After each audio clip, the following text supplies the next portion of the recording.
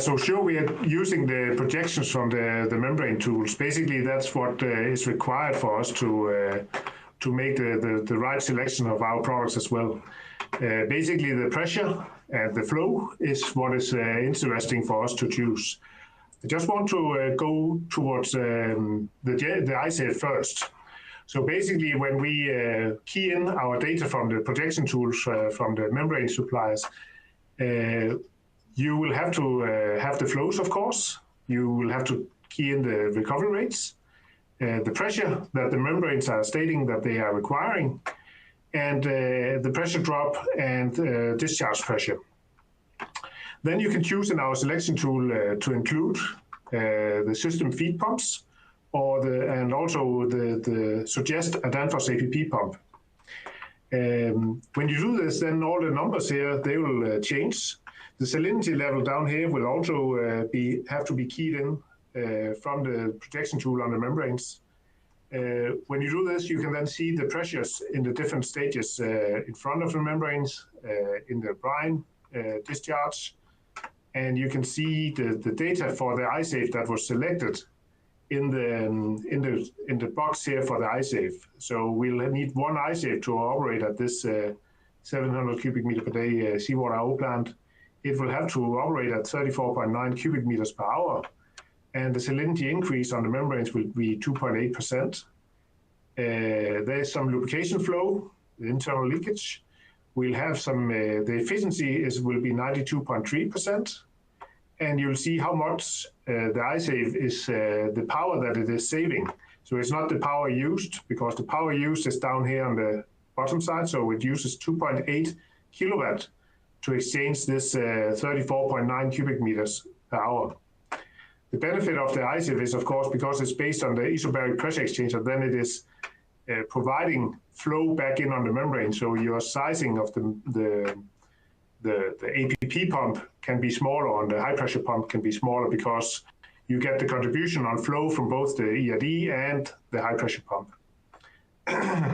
For the high pressure pump, it also suggests a pump. So in this case, it suggests to use an APP 30 at 1200 RPMs.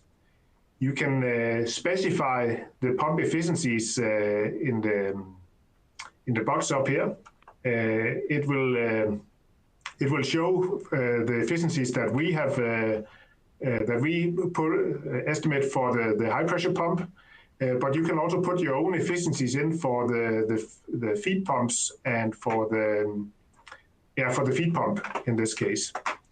And all this is then added into the total energy data that you see down in the right corner here, where you can actually see the total power consumption of the complete system, including the system feed pump if you choose yes to that.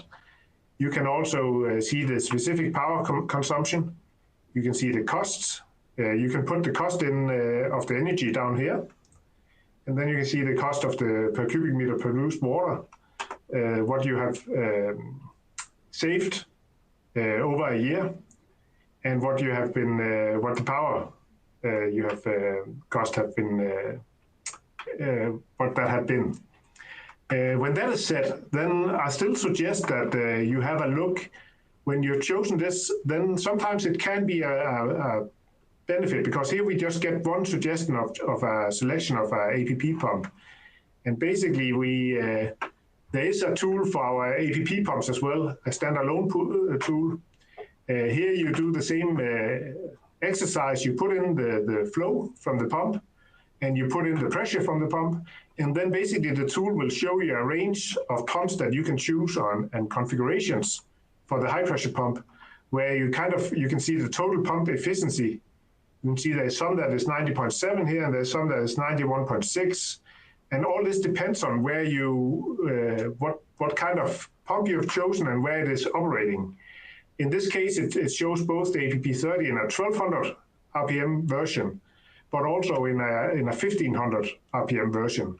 And you could, for people in the US that is running at 60 Hertz, they will typically tend to go towards the 1200 versions, 1200 RPM versions, where in Europe, the 1500 RPM versions would be more applicable towards this 50 Hertz grid. But if you're planning to run them on a VFD, then basically it doesn't really matter, does it? Because the drive will compensate for this. Then you can, of course, argue that the efficiency of motors and drives at different speeds will also have to be taken into consideration. But we are, in this tool, illustrating what the efficiencies are and also how much margin you have on the power and on the torque, because that's really what is important when you choose the motors for the pumps. So in this case, you can see we can choose APP30 at 1500 RPMs, and it will have a 12% capacity, overcapacity on power and 7.1 margin on torque. We typically say that we would like to have around 10% in margin, just to be safe that if the pressure projection on the membranes for some reason is not exactly what was planned, then we at least have the capacity to compensate for it. In the iSave selection tool that we showed before, the tool was providing a suggestion of using the APP30 at 1200 RPMs. And as you can see here, the 30 at 1200 RPMs are available in several configurations. And that's related to the motor that we are choosing, whether we are choosing a 4-pole motor or if we are choosing 6-pole motors.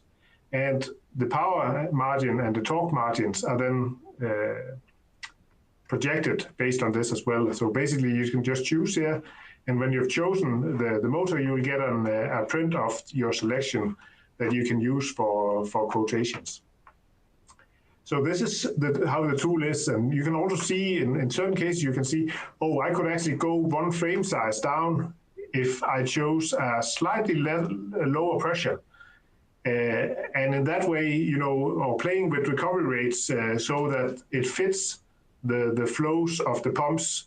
Let's say you only needed 31 cubic meters, then the selection tool will still show you that it could choose APP30, but it would have to run over synchronous or outside its specification, which basically would not be a good match. But by changing the recovery rates or the requirement for the system, then you might be able to just run it at its maximum.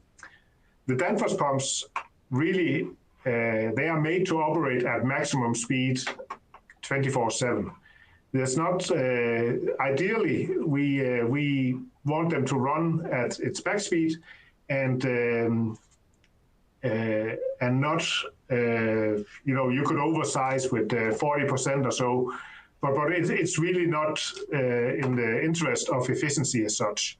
The efficiency, if you run at 30% lower flow than you are expecting, that will not really affect the efficiency. But if you plan to run at like, what do I know, 40% of the capacity in the majority of the time, then it is better to choose a pump that can actually operate at that speed continuously.